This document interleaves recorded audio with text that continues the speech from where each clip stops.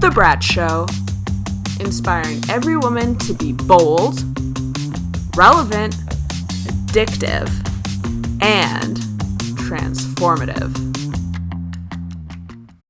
Welcome to The B.R.A.T Show. I'm your host, KATHY BARTHEL, also known as Bratty Kathy. Brats are fighters. Today's guest is going to take us inside what that really means. In 2012, Lina Khalifeh started the very first women's self-defense studio in Jordan. These days, she has trained over 25,000 women in 35 countries. She's a humanitarian and a multi-award winner in leadership in other areas. And in 2015, former US President Barack Obama actually spoke a bit about her in a speech at the White House. Her new book is called SheFighter, From Troublemaker to Global Changemaker. Thank you so much for being here, Lina. Thank you so much. That's a great introduction. Well, you know what? It's so hard to narrow it down because there are so many things. Like, I know. How can I put this into 50 words or so? Yeah. But you did perfectly great. Thank you. Now, as a brat, we tend to be pretty clear on what we want to do in the world, right? On where we want to go, what we want to do, what our path is. And, we do that in spite of pushback from anybody who doesn't quite get it. And when I think of you, you were this Taekwondo black belt with 20 gold medals, 3 of them international medals, and you had your eyes set on the Olympics. Yeah. And then you had that accident. And I was interested in how you had said that, you were fighting fate in that period. Tell us, take us back a little bit to that and what you meant by fighting fate. Well, what I noticed is whatever you do in life, it doesn't really matter. It's just who you are doing that thing.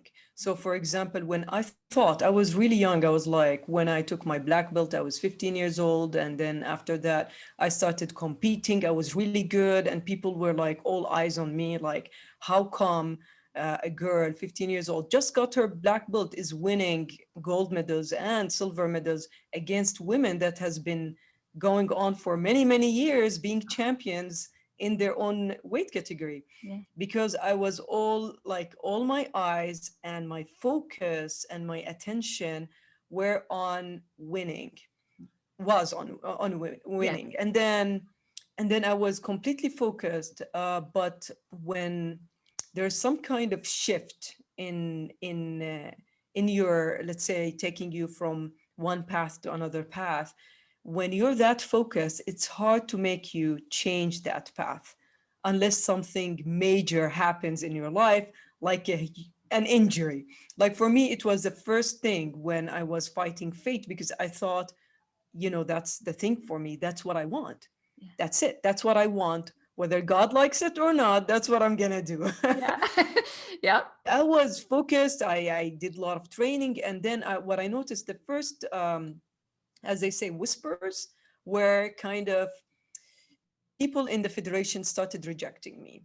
Even though I was a winner, they rejected me because of a lot of things like my family name and being originally from Palestine, a lot of, racist stuff. And like, no, this can't be happening. I'm focused and I have to go to the Olympics. That's my goal. And then other things happened. They fired me many times. And then I go back again. And then I'm like, I need to prove that I'm really good. So all of this happened. That's what happened. And then before the accident, all those things were happening. All these things happened before the accident, and I was fighting nonstop with the federation, trying to prove myself. Even though I have a gold medal, they still don't want me. They're like, they prefer someone else, or it's like it wasn't meant for me, that path. But I kept trying to prove that it is mine to take. And then when I think it was the last, I remember it really well. I think I ignored all the signs. I did have another injury before that injury when I was training, and some coach told me that, I'm such a loser or something. I had a really bad knee injury, and I was left without training for like 6 months and then get back again. So I was stubborn, really stubborn. So the last injury was kind of the last, it has to be a huge injury for me to stop. And when I stopped, even I was fighting completely in my bed, like in bed, I did not move, and I'm like yelling and screaming.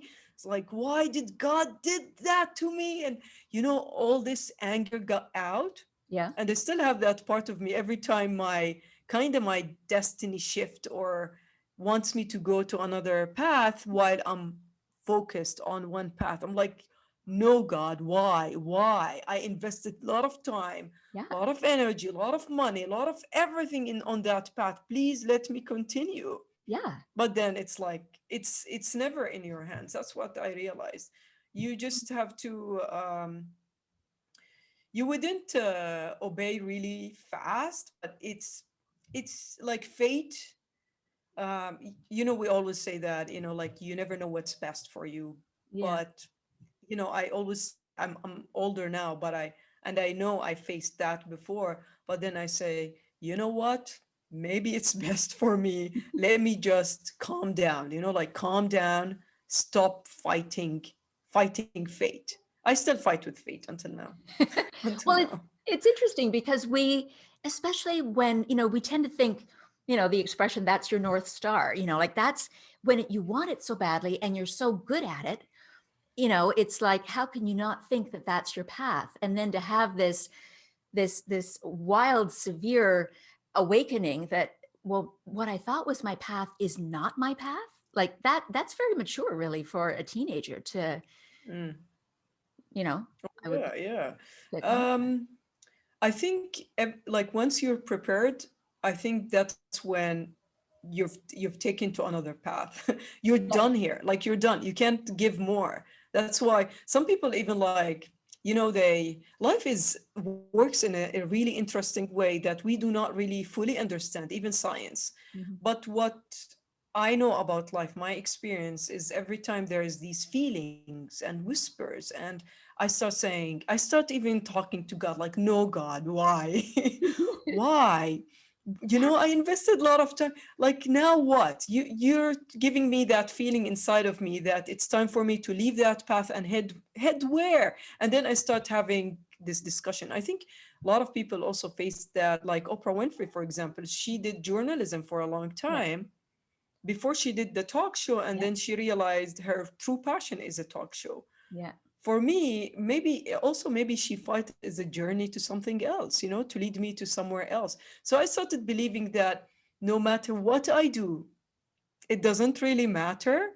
It's just who I am, how am I growing, what am I learning through that journey, and where it's taking me. So passion is definitely something important for you to keep doing what you're doing. Yeah. But one day your passion might change, and and it's totally okay. A lot of people would get confused. They say, oh, what if I don't like this? I want to go there. I Yeah. try. Like, I have a friend who told me today he doesn't want to do social work anymore, even though it was his passion. Yeah. He wants to do something else, but he doesn't know. Mm. So I said, try. That's the best advice I can give you. Try different things. Yeah. Don't worry, you're not wasting your time. Just discover slowly. Maybe you're gonna love something else. So Yeah. that's the best thing we can do now, to Exactly. discover. Exactly. And when I have mentored, young people who want to get into media careers, I always say, you've got Oh this yeah. hat and all of what is you is in that hat. And you might shake it out one day and you're this, and another day you're that. I mean, I've had many different careers too. And I think Mm, that's the thing, right? Our passion and what drives us is mutable. And as long as it is anchored in who we are in that moment, yeah. I think that's the thing. That's the thing about being a Mm, brat is making sure that you're aligned with who you are. yeah. But you know what I'd also loved, and you just touched on it, is I think you said somewhere that you kind of heard this voice. What was it? Don't worry, take it day by day. Don't worry about the Yeah. future. I mean, that's a lot. It seems to me in the sense that oftentimes there's so much riding on what we're doing. It's Mm, our business, especially women entrepreneurs. You know, And I was struck by that. I don't know if it was in one of your interviews or, a video that you had said that, but, hearing that. And then, as you said, you went along with it. You heard it and you got it. Believed it. So Yeah. yeah, like, don't worry Yeah, about. first time I did not like, sometimes you hear that voice or you get a sign in your dreams, even about your relationships. Yeah. And then you wake up, you're like, no, God, please. Yeah. No, God, I think that's a good relationship. And they're like, mm, I don't think so. It's not good for you. And they're like, what can I do more? Yes. Like you start having that conversation with God. It's Yes. so funny, but I do. But I do because I I'm a big believer of in intuition and dream world Mm. and all of that, like science through thoughts through other people, or you get your answers through other people's thoughts, or even they can tell you something that they're like, why did we say that? And it's like their puppet, and someone is kind of playing around with their minds. Yeah. But what I want to say to people is that sometimes we believe that's our passion because when we were born, we got taught in that way. Like when I was born, I went directly to Taekwondo, and that's all I saw. And I was good at it, and I thought it is for me. It is actually like, oh yeah, this is for me. But then I realized later on. I mean, now I realize no matter what I do, I'm gonna always do the best, and I'm gonna always bring my soul and energy into that service or product or thing. And I would give 100%, but I would never go 50%, if that makes sense. Yeah. Because I think there's a TED talk of a woman who's a football player in America, and she said that she thought like when she retired from football, they retire early, Yeah. that like she couldn't do something else, like what can she do? And she realized later on it's not the football that really made her who she is, it's what she brought to football Mm. that made her who she is right now. Then she discovered that no matter what is she doing, she's a surfer, she's a business owner, she's always gonna bring something, like she's gonna bring the best in that, like, word, her word. Exactly. Right. Because it's anchored in who she is. And she's Yeah. taking different paths at different times. I hope you're enjoying the episode. If you are, go ahead and click like. And while you're there, click the subscribe button as well so you don't miss another episode. Now let's get back to the show. Another reason why I think of you as definitely someone who is a brat, who is bold, relevant, addictive, and transformative, is because one of the hallmarks of being a brat is owning what makes us distinct, right? Owning what makes us unique and saying, I don't care if you don't get it, you don't like it, that's cool. There'll be somebody that matches you, especially if we think of clients, I am who I am. But then there are times in a lot of people's lives, probably more than we realize, where, in their youth, in their teenage years, they were bullied, they were told they were different and it was a negative thing, and they were, rejected. And you have said that you've been rejected all your life. And that Yeah, is a huge, even until now. wow. Who Yeah. are those people? I'm going to slap them upside the head. Although I think you could do it better than I could. But whole other story. But the thing is, I'm always curious about that because, in listening to you talk and different interviews and so on, there was an awful lot of that, as you say, even up to the present moment. How have you dealt with that so that it didn't cloud what you do in building your business? Because oftentimes some of that stuff, makes us feel, oh, I'm not good enough, or, whatever. And it kind of can seep into what we're doing now and take us down, or at least take us off where we're trying to go. How have you managed that? Well, I never took it personal. That's my Unbelievable. main advice. I never took anything personal, even if it was personal. I never took it personal. I never let it affect me. Yeah. I always, I think people need to have some kind of faith in, I wouldn't say religion, but kind of faith in themselves and faith in God Yeah. that created them. But if there is something you can learn from what they say, Yeah. that's great. if it's just like themselves pointing fingers at you because they're afraid they can't see who you are, then it's their problem, you know? Yes. You always have to say, what can I control in that decision? Usually, if you can't control anything, then you let it go. You Yeah. know, whatever we can't control, we let go. Like we can't control death, Yeah. when we're gonna die. So why being worried about it all the time, and why focus, put all the energy on dying while we're living? Yeah. So what I can do, I mean, a lot of philosophers in the ancient times, in like Greek time and Roman times, they said that what you can control, focus on. What you can't control, don't even worry about it. Yeah. Like, for example, now the pandemic, we can't control it. So why worrying? I mean, worrying is, I mean, you take definitely safety Yeah. Precautions. procedures, yeah, Yeah. precautious, everything. But why worrying? Because, you know, you're wasting your energy anyway. Even if you're going to get it, you're going to get it. If Yeah. you're not, you're not. You can't, you have no control.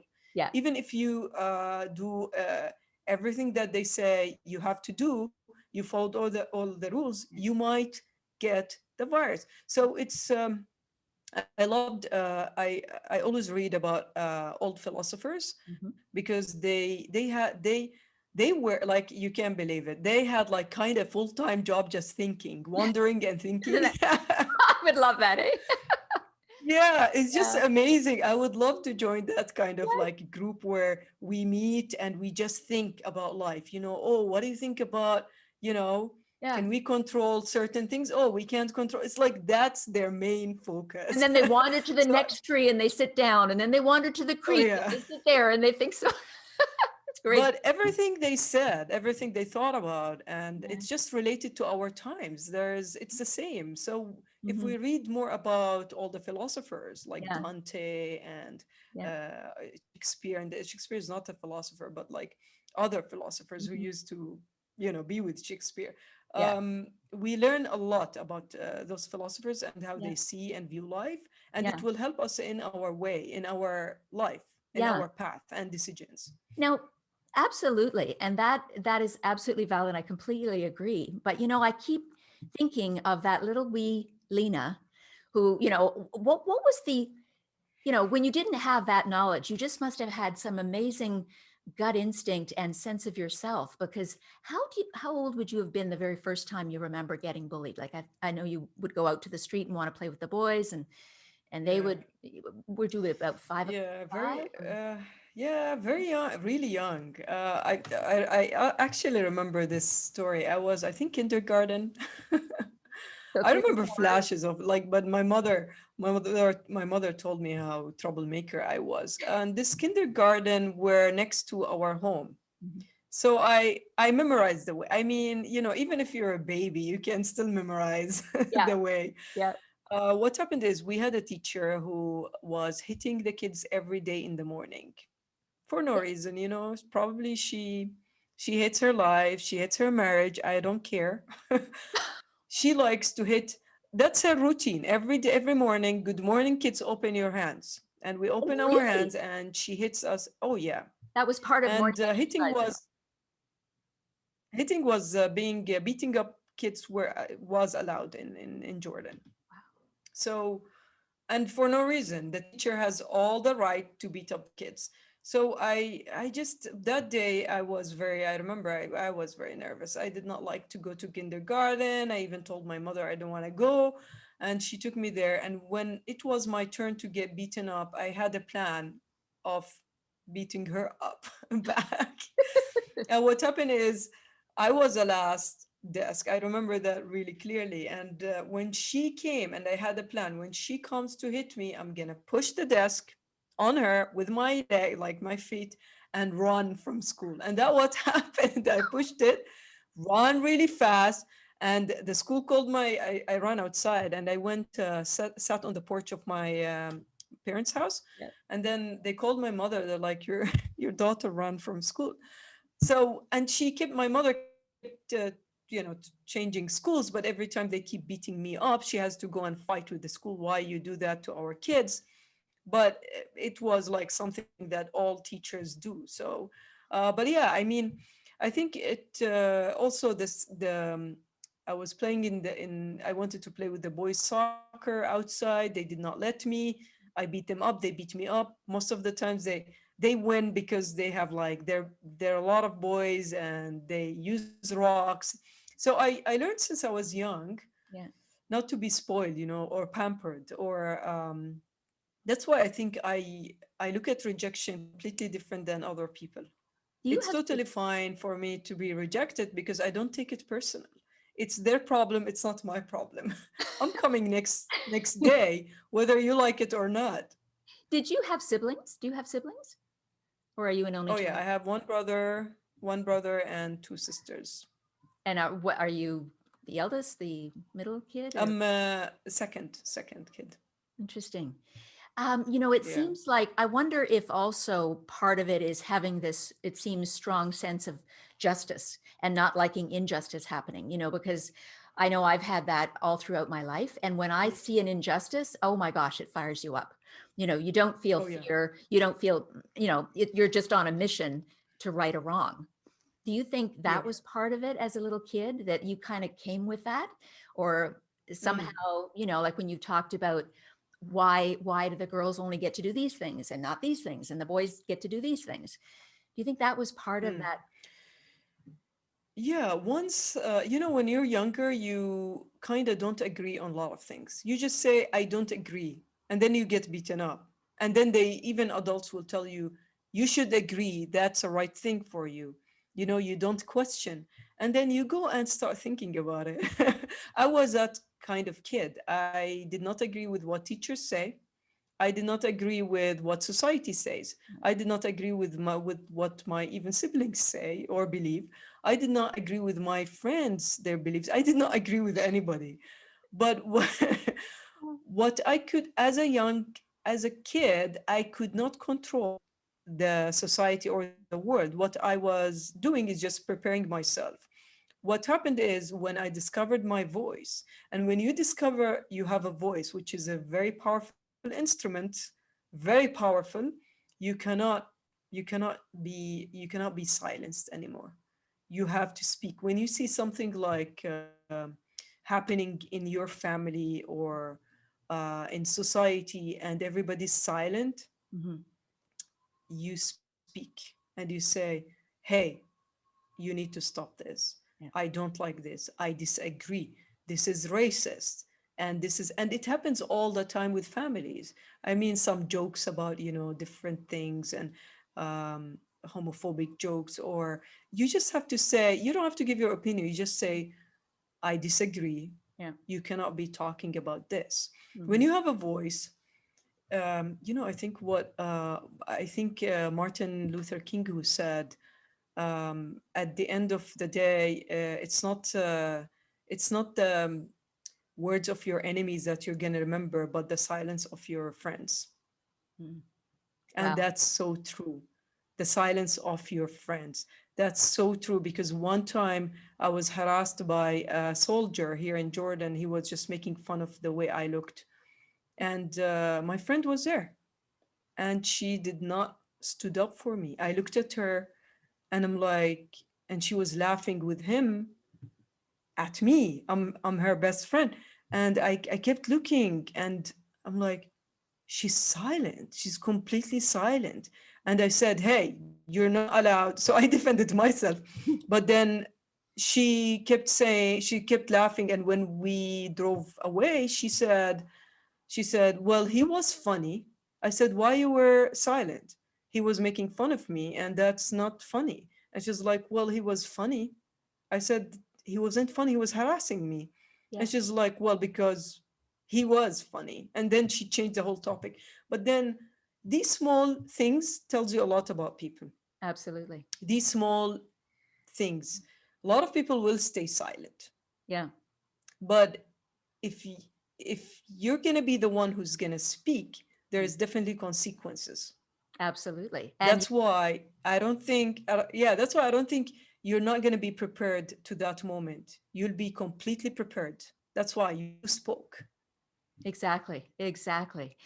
It's so interesting because, you know, when we talk about the whole idea of fighting and so on, the thread that I get to a fair degree in some of your story is this kind of balance between fighting and standing up, but also allowing, and as you say, being connected to something beyond the present moment, to know when you're going to do which of those you're going to do, and to not be so fully focused that you don't notice, as you say, when you're getting signs, to be aware. And probably, I would imagine that makes a better fighter, right? Like, do you have a quote? I think something about how you train people to be able to fight so they don't have to. I'm Yeah. ruining that quote We totally, train, but what no, is? it's totally true. We train people how to fight in order not to fight. Yeah, So once you learn how to fight, you're not gonna even have to use it at all. exactly. Yeah. And it's interesting to me because one of the things that we often do in business is, and there's, there's a bit of a culture around this, especially for entrepreneurs, is you got to be hustling. You got to be always looking out for this and that, and get the opportunities, and who can I align with, and how do I get my sponsors, and how do I get noticed? Yeah. And I don't think so. Yeah, I don't think right. so. And I love what you say about when you believe in yourself, they come to you. Can you talk a Yeah. little bit about that? When my business was completely, like growing, and I get a lot of projects with UNHCR and United Nations and all of that, someone, I think, also a friend, Mhm. called me, and they're like, "How come they call you? Do you reach out? Do you call them?" I said, "I never called anybody since I started SheFighter. I never had to phone anybody since I started. I was focused on training." Yeah. On growing. They call me and they're like, "How come they come to you?" I said, "You just build a good reputation. You build a really solid good reputation that they want to work with you. You have to deliver. You can't just be full of talk. Like, you can't say, I want to start a project with a company, and then they start that project, and then suddenly you start like showing your real character, that you're not committed, you're not there on time, you're not delivering the project, Yeah. and a lot of bad qualities in your behavior. But when you build a good solid reputation and a lot of people work with you, they would refer someone else. Yeah. And that's how I used to do it. I never, I was just doing it my way, which is, I wouldn't sign any contract unless I know, even if it's like a lot of money and a lot of budget, and I'm gonna benefit a lot from it. If I know I can't deliver, I wouldn't sign. Like, one time I had this huge project to train trainers who are Syrian refugees, and I had to do a lot of kind of like work with other community centers, and so I felt I cannot really deliver that kind of work. So I had a meeting with them, and they're like, "Okay, great. When can we sign? And talk about the budget and all of that." I said, "I don't want to sign. I don't think we have the time to take another project, and I don't think we can do it now. Maybe we can talk about it next year." And it was really good because next year I was having less projects, so I could fit in another project in my calendar. Yeah. And that's what happened, because I knew I want to deliver. I can't sign and then have a lot of problems, and then you take it to court. So you have to build a reputation Yeah. in your work, and people would want to work and deal with you. Yeah, absolutely. And as you say, the wisdom in what you were just sharing, this being grounded enough in your values and knowing what you can deliver and Mm, so on. And trusting that, if you say no to the opportunity at this moment, either it'll roll around again or that'll make yeah, space for something that's an even better yeah. fit, which, Well, right? if it's meant for you, it will come to you. So you Yeah. don't have to. Like, have you heard Trevor Noah's talk with Oprah Winfrey? He said he actually got the offer to be on the Daily Show Okay. when he was in Dubai, but he has this commitment to deliver speeches in Europe, not speeches, Mhm. comedy shows in Europe. And then he rejected the offer on the spot. He said, "Sorry, but I have this commitment to my clients and my audience. I can't just, leave everything and go to New Right. York and meet you and become, and he Mhm. said, the guy told him, the Daily Show presenter who Yeah. was at that time, he told him, "Well, give me a call once you're in New York, whenever that is." And after a year and a half, he was in New York, and he gave him a call, and he got the job. So I feel like if it's meant for you, Yeah, no matter what you do, even if you reject it, even if you push it away, it is for you. You mhm, have to do it. You will take it eventually. Yes. exactly. Where can people reach you if they're Thank you. interested in SheFighter? I know you've got online training now since the pandemic. Is that right? Yeah, thank you, Kathy. Well, I'm on shefighter.com. They can find everything there. Or if they want to see my speaking engagements, or it's lina.global. That's, Lina. yeah, I'm all over social media. So, yeah, it's www.lina.global or shefighter.com. Fantastic. Fantastic. Well, I look forward to at some point in the near future when you're back in Canada, and Yeah. we can all get together and we can we can have something to Yes. eat and we can Party. relax. Yes. Anyway, stay safe and Yeah. well, and thank you so much again. Thanks for watching. If you enjoyed the interview, click like and subscribe, and share this interview with any brat that you know. And don't forget to ring the bell. That way you'll get notified whenever we put out new content. See you soon.